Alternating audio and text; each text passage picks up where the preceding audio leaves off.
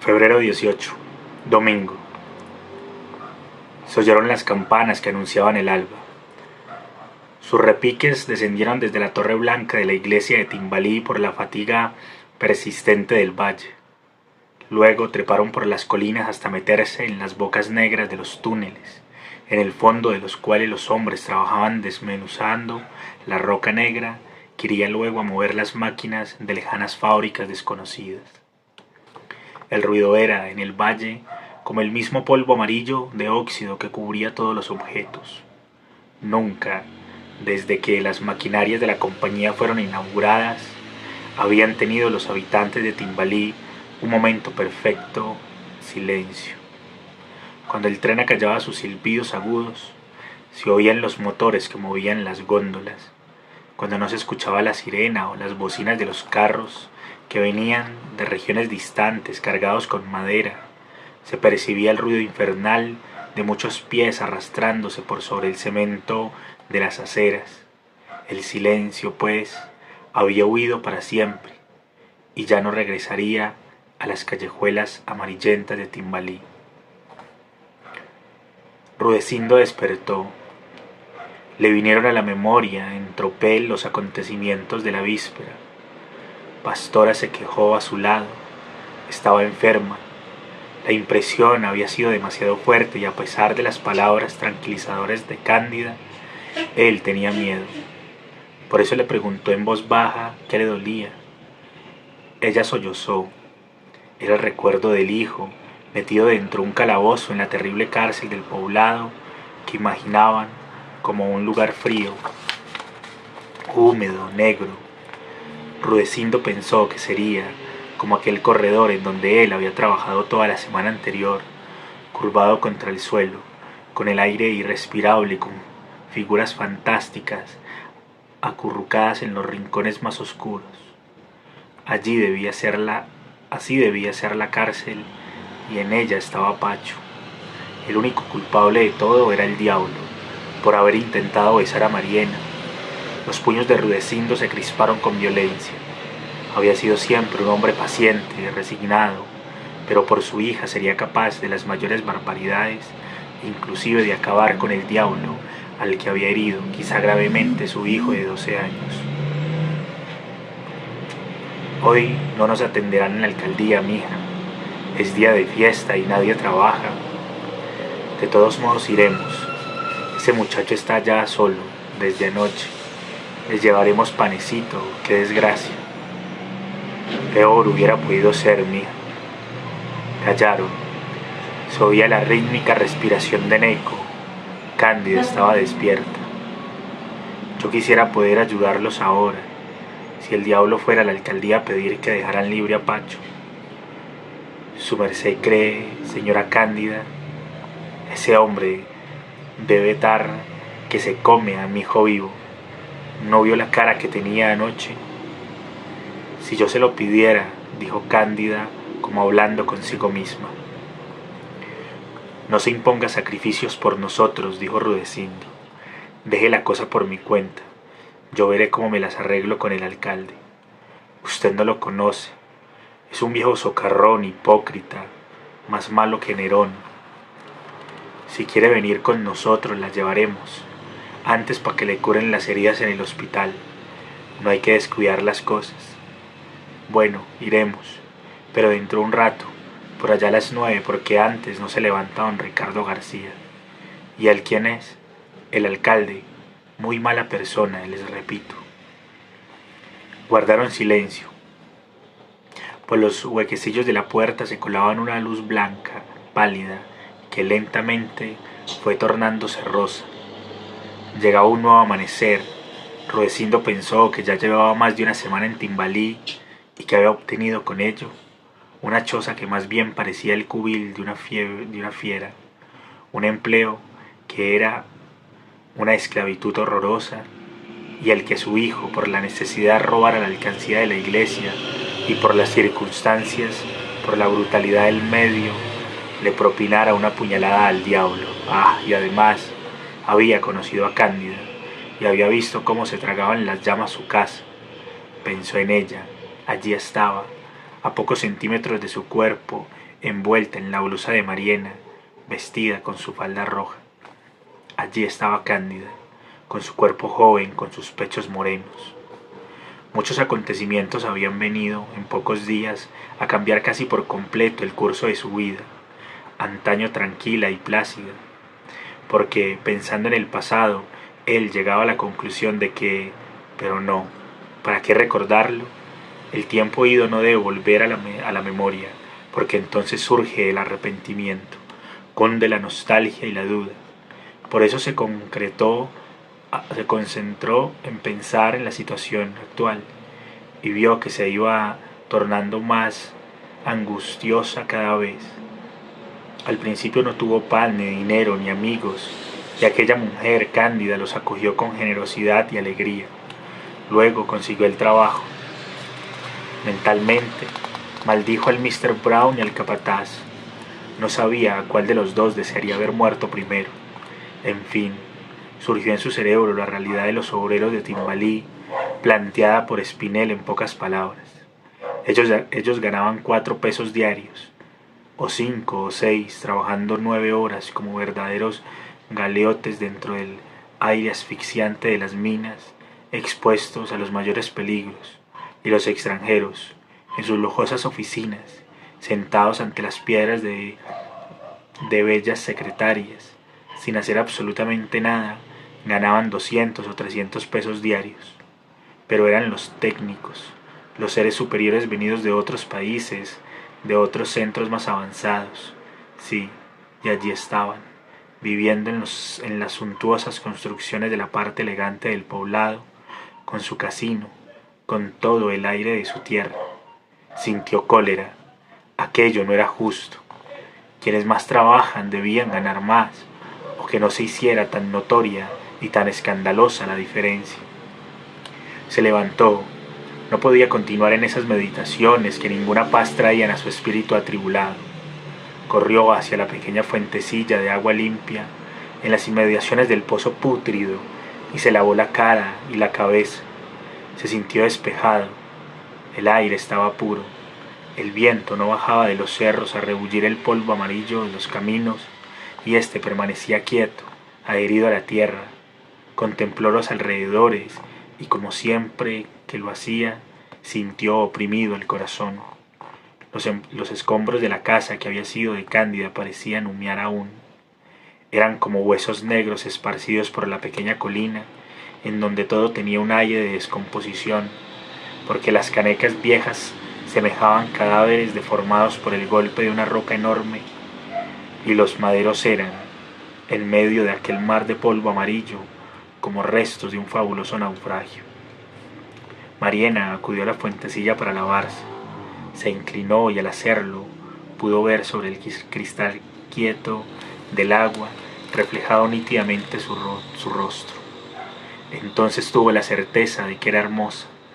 Apareció la forma de su cara, la tersura morena de su frente, la limpidez de sus ojos negros y brillantes, la sombra de sus trenzas, la madurez rosada de sus labios, el terciopelo virgen de sus mejillas. Toda ella estaba allí, en el espejo de la fuente, toda. Era bonita, eso lo sabía ahora muy bien. Recordó las manos del diablo en torno de su cara. ¿A qué sabría un beso? ¿Por qué los hombres lo buscaban ansioso y las mujeres lo consentían complacidas? Recordó los ojos del hombre, parecían filos de puñal bajo los rayos del sol. El diablo. Hundió las manos en el agua y su figura se borró. Luego se bañó la cara, el cuello, los brazos. Se desató las trenzas y esparció en el aire sus negros y largos cabellos y empezó a peinarlos con cuidado, y los ojos de la tentación persiguiéndola por todas partes, unas pupilas verdes, fijas, firmes. La tentación ahora había adquirido manos varoniles, apretando su rostro, recorriendo su cuerpo. Alejó su pensamiento del diablo y recordó a Pacho, que por defenderla estaba en el oscuro fondo de un calabozo. Si sus padres querían llevarla, iría con ellos y con Cándida a reclamar por la libertad del muchacho. Con la palma de la mano volvió a acariciarse las mejillas, como deslumbrada por el descubrimiento de su belleza. Pastora estaba inconsolable. A pesar de que quería demostrar fortaleza, sus pupilas se llenaban de lágrimas al recuerdo del hijo encarcelado. Pensaba con terror en las paredes lisas, frías y húmedas del calabozo. Para ella la cárcel era un lugar de tortura. Esa convicción le venía quizá de los cuentos escuchados en su infancia, en los que figuraban las lúgubres mazmorras del tiempo de la Santa Inquisición. Se imaginaba a su hijo apartando con los dedos toda clase de bichos inmundos para evitar que le mordieran la cara, culebras, sapos, lagartijas. Por eso, tan pronto como tomaron el caldo del desayuno, apuró a Rudecindo y a Cándida. Mariena no quiso quedarse sola en la casa y resolvieron llevarla junto con Neco. Descendieron por el camino tapizado de polvo amarillento. El sol estaba ya alto en el cielo, despejado y azul. Oyeron el silbido del tren y poco después, dominando el distante ruido de los motores, percibieron su marcha. Iba cargado de carbón hacia la capital. Luego regresaría, lleno de obreros recogidos en todas las ciudades del departamento. Hombres que ganaban 4 o 6 pesos, trabajando como esclavos en el fondo de las minas. Rudecindo recordó el túnel oscuro de la Pintada. ¿Qué los esperaba cuando terminaran de remover las rocas? Indudablemente allí, al final, sepultados por el derrumbe, estarían los cadáveres de los 4 compañeros. Le pareció que los remolinos de polvo que empujaba el viento eran los esqueletos despedazados de esos hombres que murieron por estar ganando con qué vivir. Qué extraño, pero, pensó luego, la vida va hacia la muerte como los ríos al mar. Apartó con rabia el polvo de la calle, le tenía odio, era como una parte integrante de Timbalí, pero de la ciudad pobre, del barrio de donde los obreros vivían apiñados, de las minas, de las máquinas, de las góndolas, de las torres de control. En cambio, en el barrio de los extranjeros todo era limpieza, y si casualmente el viento llegaba a los vidrios de las ventanas, un poco de esa tierra pestilente, las manos de las criadas la sacudían y todo quedaba otra vez pulcro. La cárcel estaba situada en un lugar intermedio, ni inclinada a un barrio ni al otro, como correspondía a la justicia. Pero se trata solo de teoría, pensó Rudecindo. En la práctica las cosas eran bien distintas. Influía más el ánimo del alcalde, el rostro colorado de Mr. Brown, que la cara negra y famélica de uno de los trabajadores que agotaban su vida entre los socavones. Llegaron a la estación donde las góndolas continuaban vaciando su contenido negro. Frente a ellos divisaron el edificio de la cárcel, en donde también funcionaban la alcaldía, el telégrafo, el teléfono y el correo. 3 policías con sendas pistolas al cinto guardaban las puertas amplias y enrejadas de la prisión. Pensó Rudecindo que entre todos los penados justos y pecadores estaba Pacho, y alargó el paso. Los hombres armados le daban miedo. Sabía por referencias que ellos eran los encargados de guardar el orden, de hacer respetar a los inocentes, pero estas nociones estaban olvidadas, porque últimamente por todas partes los hombres armados habían sido los principales protagonistas de las tragedias. En fin, eso debía olvidarse. Tal vez aquellos atendieran sus súplicas, sus palabras angustiosas que implorarían por la libertad de Pacho, encarcelado porque supo, comportándose como un hombrecito, defender a su hermana de las garras del diablo. El diablo. Cada uno de ellos tenía de tal personaje una imagen distinta. Era para Rudecindo la personificación de la maldad en el barrio pobre de Timbalí. Era el incendiario, el ladrón, el criminal sin escrúpulos. Esos ojos desorbitados por la pasión y por la embriaguez, que él pudo ver claramente bajo las llamas del incendio que consumía la casucha de Cándida, no se lo olvidarían nunca. En ellos bailaban la lujuria y la venganza. Eran perversos, como serían sin duda los del propio demonio, que en su larga cola azotaba las espaldas de los condenados en el último círculo del abismo. Para Pastora, el diablo era también un personaje ya fabuloso, aun cuando solamente llevaba viviendo en el valle una semana. Él había tratado de apresar a su hija con sus brazos curvados por la pasión y recibió su castigo. Su hijo tomaba de ella perfiles extraordinarios. Había herido al diablo. Cándida tenía el hombre una concepción bien diferente. Era, quizá, el padre de su hijo. Pero ¿a cuál de los caminantes le pertenece el camino? En fin, ella lo había visto humillado a sus plantas de hembra, había recibido de sus manazas caricias y dinero, en pago de aquellas casi siempre. Si no lo conocería ella, y ahora le prendía candela a su casa. Recordó sus palabras y sus actitudes bestiales de aquella noche. Por eso, temerosa, huyó semidesnuda a refugiarse en los brazos de Rudecindo. Neco también pensaba en el diablo a su manera.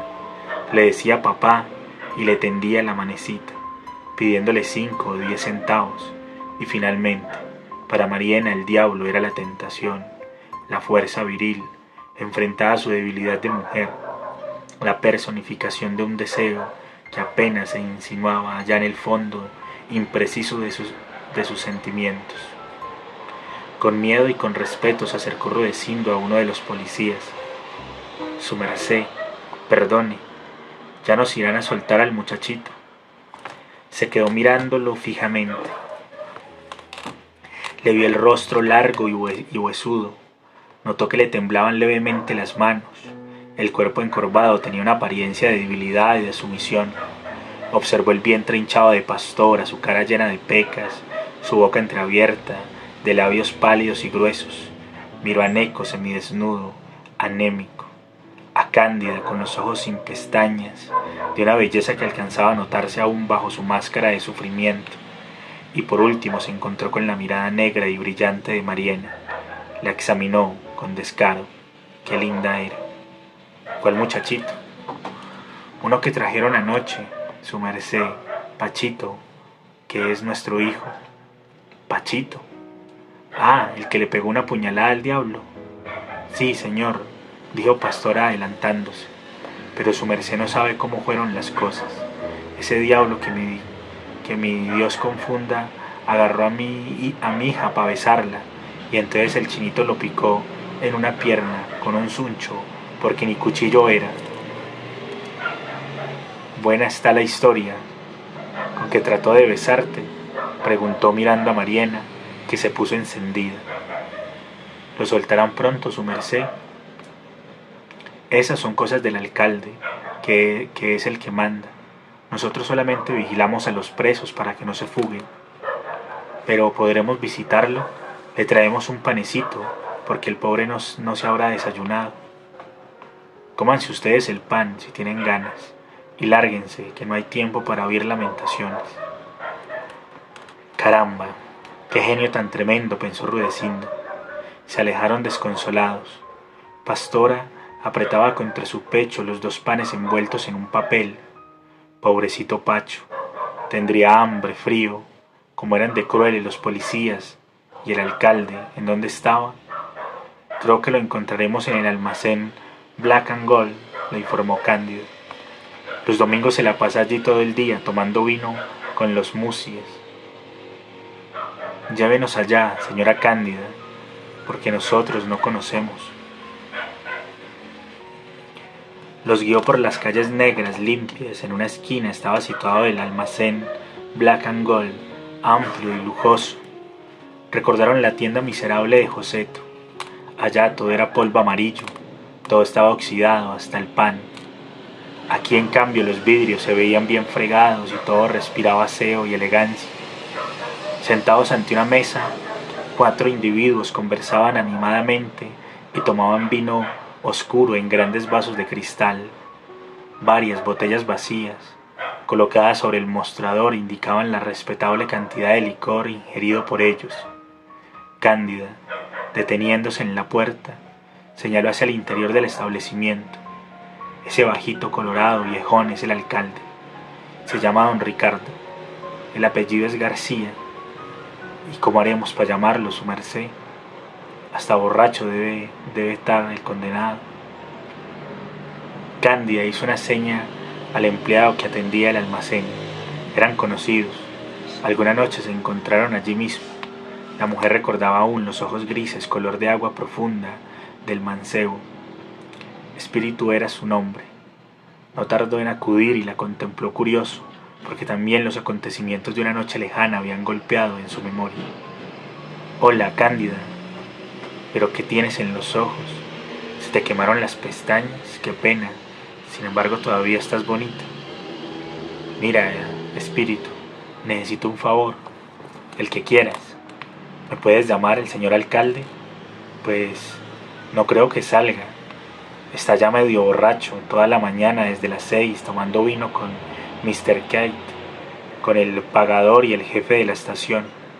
En fin, le diré que lo necesitas, nada más. No, por ahora. Tienes que volver, ya sabes que... Se interrumpió, pero ella comprendió su silencio. Esperaron con ansiedad. Espíritu se inclinó sobre el hombro del burgomaestre y deslizó algunas palabras a su oído. Don Ricardo García se volvió. A través de los gruesos lentes, sus ojos miopes los escudriñaron. Dígales que no jodan, que a estas horas no hay despacho. Su merced, un momentico, hágalo por Dios, por lo que más quiera, le imploró Pastora. Quizá el ademán desmayado de la mujer, o sus ojos llenos de lágrimas, o su vientre grávido, o finalmente el deseo de quitárselos de encima, influyeron en el ánimo del alcalde. Lo cierto es que con algún trabajo se incorporó y salió a la puerta. Era delgado, de regular estatura, tendría unos 60 años. Tras de los cristales, sus ojos de viejo verde brillaron intensamente cuando divisó a Mariana. Tenía el rostro encendido, posiblemente por las libaciones, y la nariz demasiado grande, como el pico de un ave de rapiña. ¿Qué quieren? ¿Por qué se les ocurre venir a estas horas? ¿No saben que soy un hombre ocupado? Don Ricardo, queríamos hablarle. Ah, usted es la Cándida, ¿no? Caramba, con las ganotas que tenía de verla. Don Ricardo, ayer metieron a la cárcel a un muchachito de 12 años, hijo de esta pobre mujer. Ella quiere rogarle que lo deje salir porque está loca, inconsolable, la pobre. Ah, fue la palomita que le metió una puñalada al diablo. Ni piense que se lo vamos a soltar pronto, carajo. Ese mocoso tiene alma de criminal, y si por mí fuera lo dejaría morir en la cárcel. No, por Dios, señor García, no permita que nuestro muchachito se muera de hambre. Era lastimoso el semblante de Rudecindo. Se le veían los ojos llenos de lágrimas y le temblaban las piernas, como si estuviera a punto de caer de rodillas ante la suprema autoridad de Timbalí. Don Ricardo García, con su rostro de ave de rapiña, sus gruesos lentes, su boca de sátiro y sus ojos de viejo verde, contempló a Mariana. Si ella se lo pidiera, pero no, debía ser inflexible, como casi todos los habitantes de Timbalí, tenía un enorme miedo al diablo. Lárguense ya, o los meto a todos ustedes a la cárcel. Les volvió la espalda y se sentó tranquilamente al lado de Mr. Kite, del jefe de estación y del pagador. Uno de ellos pidió otra botella de vino. Se retiraron del Black and Gold. El dolor y la cólera, mezclados, formaban en sus almas un sentimiento nuevo. Era la rebelión que crecía no solo en el pensamiento de Rudecindo, sino en el de las 3 mujeres que lo acompañaban. Era la ira contra la injusticia. El alcalde, la primera autoridad del pueblo, don Ricardo García, un viejo verde con su nariz de pájaro que prefería estarse toda una mañana tomando vino con los extranjeros a considerar la solicitud formulada por una madre poseída por la angustia, por un padre a punto de cometer una barbaridad, porque nada hay que revele tanto como la injusticia. Ya estaba bien alto el sol en el infinito. La tierra daba sus vueltas eternas en el espacio. Dentro de 6 horas bajaría la sombra por las colinas, y otra noche de insomnio, de pensar en el hijo metido en la cárcel por una acción que ellos consideraban justa, de estricta legitimidad, y de pronto la tierra pareció vomitar hombres o restos humanos. Eran seres ennegrecidos, tanto los rostros como las manos como los trajes. Tenían todos bien visible en la camisa una ficha: 4226, 34593, 03407. En fin, esos eran también trabajadores como él, pensó Cristancho. Se metería en el fondo de las minas a trepanar el vientre de la cordillera, a sacarle las entrañas negras. La Pintada era uno de los socavones más pequeños de la compañía, porque su crecimiento se había estancado a causa del accidente de que hablara Spinelli, pero los otros eran inmensos, verdaderas ciudades subterráneas, con largos y anchos túneles por los que circulaban en una y otra dirección las vagonetas cargadas de mineral, esquinas, recodos e encrucijadas, y en el fondo de todas ellas, amores, odios, ocultas rebeldías. Sería tan grave lo hecho por su hijo, la palomita que le metió una puñalada al diablo, había dicho el alcalde. No, la acción no era tan sancionable, simplemente que todos temían al herido y no querían contrariarlo. Miró hacia el almacén. Black and Gold. ¿Qué quería decir eso? Black. Allí estaba don Ricardo García bebiendo vino, en tanto que su hijo continuaba en la cárcel. Desde lejos contemplaron el edificio cuadrado de la prisión. Sus pensamientos horadaron las paredes gruesas de cemento y ladrillos. Veían a Pacho solo, abandonado en un calabozo estrecho y pútrido. Lo adivinaban debatiéndose contra horribles monstruos brotados entre helechos y líquenes. Creían sentir sus gemidos, sus palabras implorantes, sus súplicas infructuosas. Allí estaba su muchachito, y no habían permitido siquiera que le dieran los 2 panecitos para su desayuno. El diablo era más culpable que Pacho, indudablemente, pero él podía agarrar a don Ricardo García por las solapas, golpearle la nariz, romperle los gruesos lentes y escupirle sobre los labios de sátiro sin que se le diera un ardite. En cambio, Pacho no podía hacer eso, y Rudecindo y Pastora menos. Por lo tanto había que mantener en la cárcel al más débil y dejar libre al más fuerte, aun cuando la justicia, la verdadera justicia, no lo dispusiera así nunca. En la galería de sus odios, en el negro túnel de su rebeldía, ya contaba Rudecindo Cristancho con otra estampa. Fue primero la cara de cerdo cebado de Mr. Brown, luego el rostro patilludo y agrio del capataz, y ahora esta figura de pájaro del alcalde, que se tragara la tierra a estos 3 hombres, que se vieran forzados a trabajar en la Pintada. Tal era su ideal, su ambición, y así concebía la revolución social que no tardaría en estallar como una granada sobre la aparente calma de Timbalí. De pronto, todos detuvieron la marcha. Se aproximaba el diablo.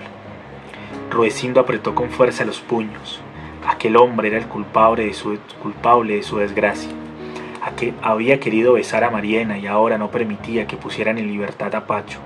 Pastora, con las manos bajo el delantal sucio que no había pensado en quitarse, se oprimió el vientre como para comunicar al hijo que vendría toda la fuerza de su odio, todo su deseo de venganza.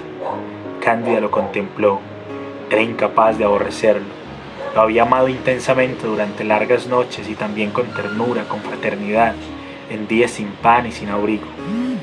Ahora no podía odiarlo, aun cuando en un arrebato de furor esas mismas manos que acarician su cuerpo hubieran incendiado su casa. Neco fue a su encuentro. Su voz sonó infantil, alegre, saludándolo. Le tendió la mano. Mariena bajó los ojos, ruborizada. Aquel hombre era la tentación, era la fuerza, la dominación, la virilidad. Como Cándida, no le tenía rencor, a pesar de que por su culpa su hermano estuviera metido en el hueco fétido de un calabozo. El diablo se encaminó a ellos. Cojeaba ligeramente, el mentón pronunciado, quizá más amplios los bigotes, más brillantes los ojos atrayentes y perversos. Rudecindo se puso delante del grupo formado por su esposa y su hija como si quisiera protegerlas. Pensó en la inminencia de un ataque. No tendría con qué repelerlo, pero al menos allí estaban sus puños de hombre, de minero, listos para lo que pudiera ocurrir. Buenas tardes, saludó. Su voz se perdió sin respuesta. dentro del ruido matemático de los motores. ¿Qué desea?, le preguntó Rudecindo, amenazante. No han querido dejarles ver al muchacho. Pastora creyó que se lo decía para burlarse de ellos, alegrándose de su desgracia, y estaba a punto de estallar en sollozos cuando la voz gruesa y bien timbrada volvió a oírse. Cándida, usted que creo que es la menos muda de todos, dígame si ya fueron donde García. De allá venimos. Y no quiso soltarles al hijo. No, ese viejo verde es un sinvergüenza, un borracho. Si le hubiéramos dado 50 pesos, lo habría dejado libre. Yo arreglo ese asunto, y ustedes no pongan esa cara. De diablo no tengo sino el nombre. Lo vieron alejarse, incrédulos, anchas las espaldas, levantados y fuertes los hombros, bien peinada la cabellera clara, casi roja, como color de fuego. Mariena no pudo reprimir un suspiro que levantó su pecho, en donde un sentimiento nuevo había prendido ya con fuerza avasalladora. ¿Qué irá a hacer ese hombre, Dios mío? No se preocupe, Rudecindo. Era la primera vez que Cándida lo llamaba así. Yo lo conozco y sé que la cólera le ha pasado. Es bueno en ocasiones y ahora está de humor.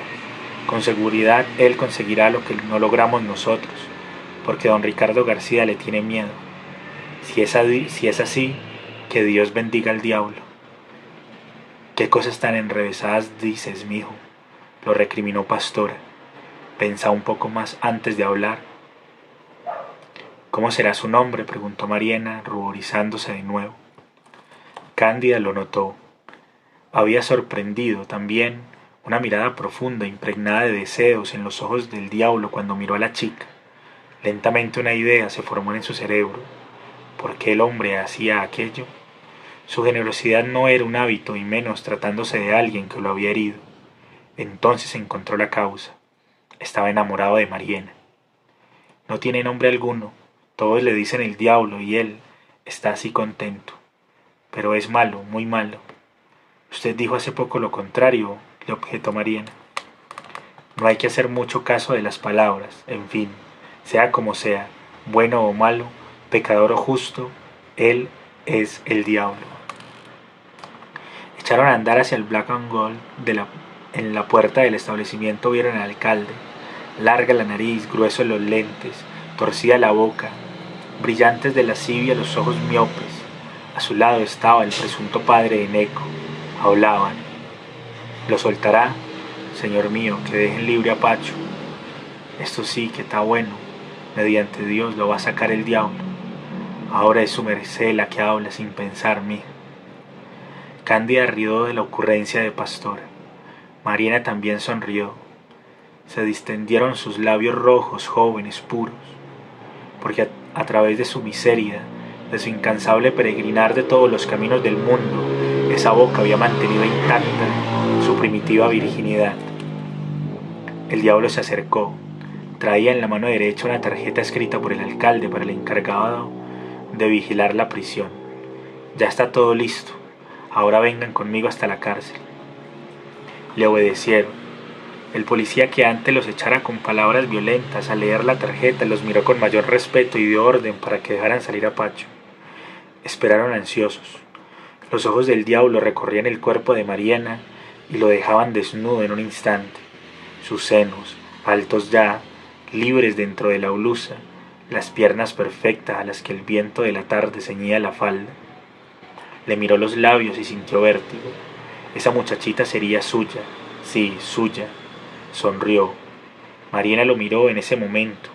Sus ojos se encontraron con las pupilas fijas, metálicas, y un gesto suave, tímido, inconsciente, le curvó los labios en una especie de sonrisa.